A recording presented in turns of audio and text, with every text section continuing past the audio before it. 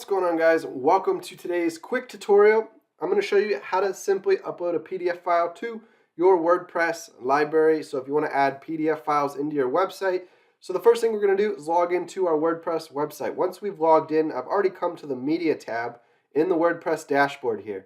So we're going to click on library. It's going to bring us into our library. You're going to have all your different files in here. This can be images, it can be PDFs, it can be GIFs, it can be video files. So we're going to go ahead and click on Add New, and it's going to open up the Drop Files or Upload section. So we're going to click on Select Files. Now I'm going to go ahead here into my Downloads folder, click on my sample PDF, click on Open. It's going to start uploading that into my website. So once it's loaded, you're going to see it appear here, and now you have a PDF file in your media library. So to go ahead and add this into like a web page, for example, all we would do is click on the file itself. We would grab the little file URL link, click on copy to clipboard here. So it copies that URL link. And now what we can do is we can go into like a blog article, for example. So let's just say I had a link here. So I'll just say click here to download PDF file.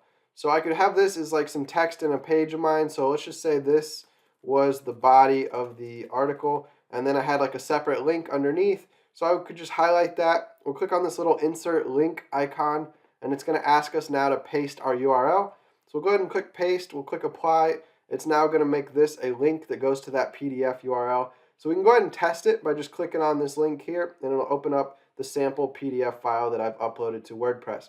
So that's the basics of how you can go into media, go to add new, upload a PDF file into WordPress, and then you can find that URL for that file and you can insert it as a link into your body of your articles or your web pages.